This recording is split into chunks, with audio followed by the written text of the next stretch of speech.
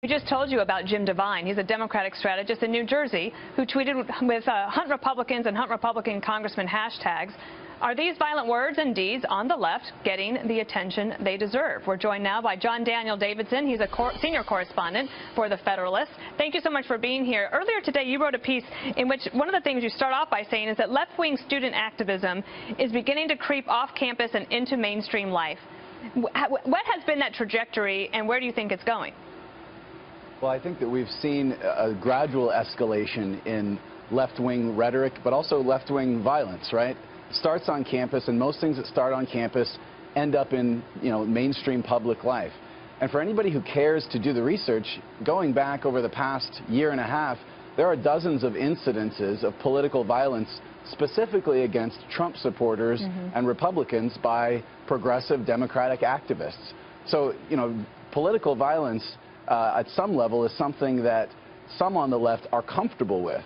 And sometimes you find a guy who's willing to go way, way too far, and that's what we had this week. The violence really has been shocking, and I think we have the video of one of the tapes that makes me cringe every time I see it. It was a Trump supporter. He's at a protest, and he gets hit in the head and the face with a lock. Your client. Yeah, this sort of thing is, we saw it through the campaign, and to be fair, we saw it on both sides, okay? You had Trump supporters sucker punching protesters at Trump rallies, and it's ugly, and it should be condemned no matter who's doing it. But let's be honest, the mainstream media treats political violence differently when it comes from the right than when it comes from the left. And I think that you see that even now in the news coverage, 48 hours after this shooting, we've moved on. The national news cycle has moved on, and the top story is Mike Pence got a lawyer. Give me a break. Well, the other thing that we just heard from Catherine Herridge is the reporting tonight that we know that Hodgkinson was carrying around a list. So the targeting was obviously, it wasn't just Republicans in general. I mean, it was absolutely, talk about hunting congressmen. He actually had a list, and that's what he was trying to do. Yeah, and these stories don't get the attention that they should. A lot of people don't remember the name Floyd Lee Corkins. He was the guy that stormed into the Family Research Council in 2012 yes, in with a 9mm.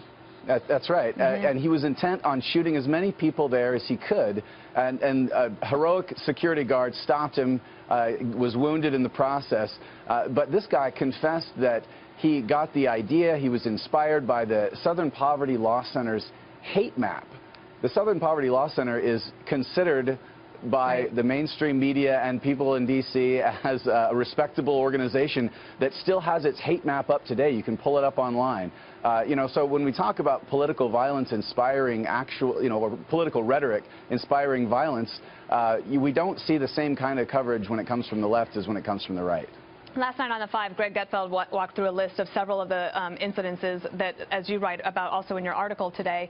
And I wonder if you get the sense in any of your research that the left is actually taking pause a little bit and saying, wait, okay, maybe we do actually have some responsibility here, and it's not just the right. I mean, I'm not sure if we're actually seeing that. I mean, there's been some loose talk about that this week, but it doesn't seem like it's going anywhere. I think the left is eager not to talk about this and to move on to the Trump investigation, to move on to other things. But we really do need to talk about this, and we need to have a national conversation that tries to bring the temperature down. And the reason I think the mainstream media and a lot of people on the left, especially Democratic leadership, doesn't want to talk about it is because they know that the violent rhetoric and the actual violence is, for the most part, right now coming from the left. And it's not fun and games anymore. Somebody actually got hurt. Several people got hurt. And we have one of the victims is still in serious condition, and Scalise, the congressman who was injured, is in critical condition still. John, thank you for your reporting. We appreciate it. Thank you.